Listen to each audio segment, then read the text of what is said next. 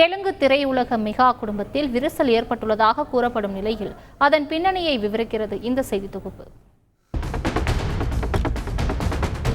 தெலுங்கு திரையுலகில் நடிகர் சிரஞ்சீவியின் குடும்பம் மெகா குடும்பம் என அழைக்கப்படுகிறது. இதில் நாகேந்திர பாபு மற்றும் ஆந்திர துணை முதலமைச்சராக பொறுப்பேற்றுள்ள பவன் கல்யாணும் இந்த குடும்பத்தைச் சேர்ந்தவரே. அதே வேளையில் இவர்களது வாரிசுகளான ராம் சரண், சாய் தரம் தேஜ், நிகாரிகா, வருண் தேஜ் ஆகியோரும் திரைத்துறையில் நடித்து வருகின்றனர்.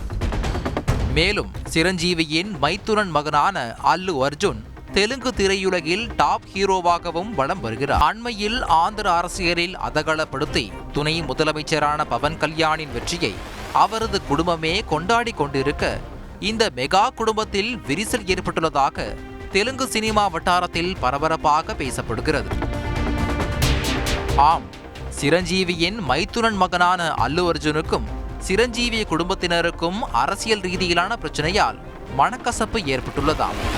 காரணம், அண்மையில் ஆந்திர தேர்தலில் பவன் கல்யாண் தீவிர பிரச்சாரத்தில் ஈடுபட்டு கொண்டிருக்க, அவருக்கு ஆதரவாக அவரது அண்ணன் மகன் ராம் சரண் களமிறங்கினார். மற்றொரு புறம் பவன் கல்யாணுக்கு சமூக வலைதளத்தில் வாழ்த்து தெரிவித்த அல்லு அர்ஜுன் தனது நண்பனும் நாந்தியால் தொகுதி ஒய்எஸ்ஆர் காங்கிரஸ் சிட்டிங் எம்எல்ஏவுமான ஷில்பா ரவி ரெட்டியின் வீட்டிற்கு சென்றிருந்தார். இச்சம்பவம் ஆந்திர அரசியலில் பரபரப்பாக பேசப்பட்டது. இதனைத் தொடர்ந்து போட்டியாளர்களுடன் கைகோர்க்கும் மனிதனை நம்முடைய சொந்தக்காரனாக கருத முடியாது, நம்மை ஆதரிக்கும் வெளியாட்களை நம் குடும்பமாக கருதுவோம் என சிரஞ்சீவியின் தம்பியான நாகேந்திர பாபு எக்ஸ் தளத்தில் பதிவிட்டது விரிசலின் தொடக்கமாக பார்க்கப்பட்டது. இந்நிலையில் சிரஞ்சீவியின் தங்கை மகனான சாய் தேஜ் தற்போது நடிகர் அல்லு அர்ஜுனையும் அவரது மனைவியையும் சமூக வலைதளங்களில் அன்ஃபாலோ செய்துவிட்டதாக அவரது ரசிகர்கள் கூறி வருகிறார்கள்.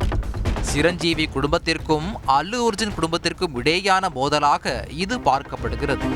பவன் கல்யாணின் பதவியேற்பு விழாவில் அல்லு அர்ஜுன் குடும்பத்தினர் கலந்து கொள்ளாததற்கும் இதுவே காரணமாக இருக்கலாம் என கருதப்படுகிறது.